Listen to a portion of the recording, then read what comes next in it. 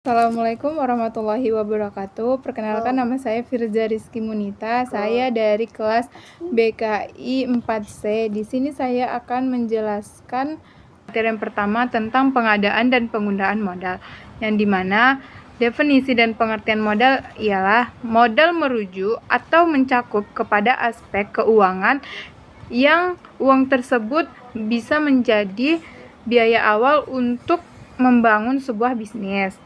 Menurut OJK, modal adalah sejumlah dana yang digunakan untuk memulai atau menjalankan sebuah usaha.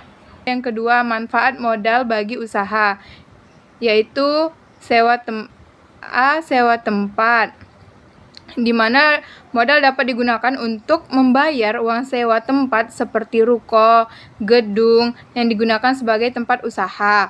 Yang kedua, ada membeli aset dan bahan produksi, yang dimana modal memungkinkan sebuah bisnis atau usaha untuk membeli aset yang diperlukan untuk menjalankan usaha seperti peralatan, properti, dan teknologi. Dan modal sangat diperlukan untuk membeli bahan produksi. Yang ketiga, cara mencari dan mendapatkan modal, yang dimana ada tabungan pribadi, meminjam, menjual aset berasal dari pembeli apabila bersifat free order, ada investor dan bekerja sama dengan orang lain atau mencari rekan bisnis.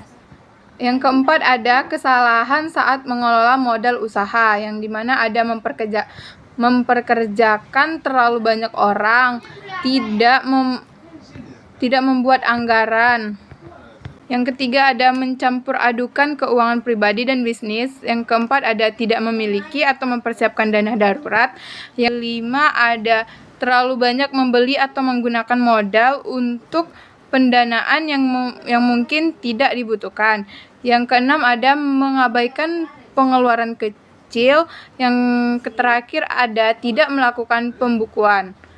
Yang kelima, ada cara mengelola modal usaha bagi pemula, yang dimana ada membuat rekening terpisah atau memisahkan antara rekening pribadi dengan usaha. Yang kedua, ada membuat akun khusus pengeluaran.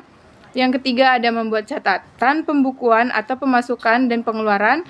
Yang keempat, ada fokus dengan bisnis agar berjalan secara maksimal. Yang terakhir, ada meminimalkan berhutang.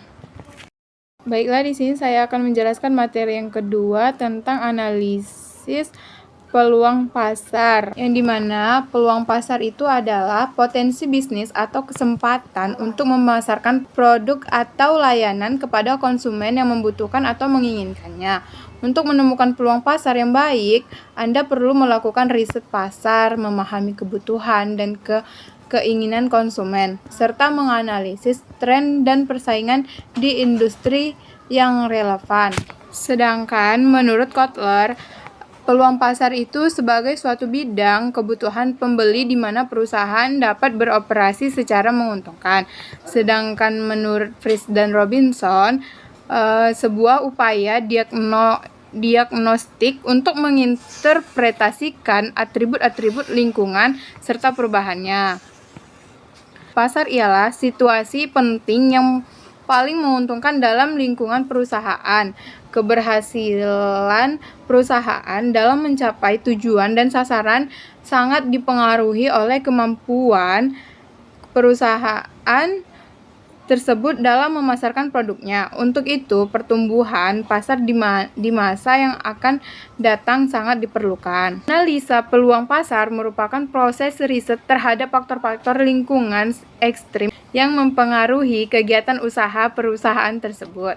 Lingkungan ekstrim tersebut merupakan kekuatan yang tidak dapat dikendalikan sehingga perusahaan harus menyesuaikan diri dan juga menghasilkan ancaman dan peluang. Di sini ada analisis peluang pasar sangat berguna, yang dimana menyediakan fondasi bagi kepentingan perencanaan dan strategi pemasaran.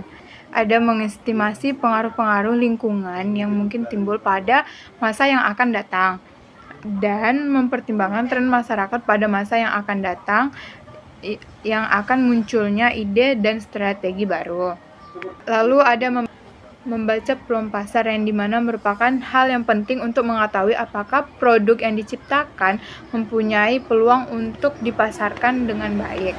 Lalu ada peluang besar bisa kita dapatkan dari berbagai segi kehidupan seperti teknologi, budaya, dan agama. Lalu ada yang harus diketahui dalam menganalisa pasar, yang dimana potensi pembeli terhadap barang, motivasi dan public speaking yang baik terhadap konsumen dalam penjualan produk, sifat-sifat konsumen, target pasar spesifik, pengaruh pasar eksternal, dan analisa pesaing ataupun pesaing yang akan datang. Lalu ada faktor-faktor dalam analisa peluang pasar, yang dimana faktornya ada lingkungan dan pesaing, ada pelanggan dan segmentasi pasar.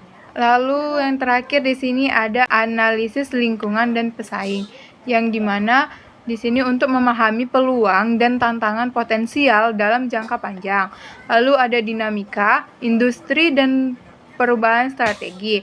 Lalu yang terakhir ada dinamika persaingan dari industri, terutama menekankan bagaimana pola persaingan dari pembelian konsumen yang cenderung untuk berubah ketika industri atau produk bergerak melalui berbagai tahap. Baiklah, sekian pemaparan materi dari saya.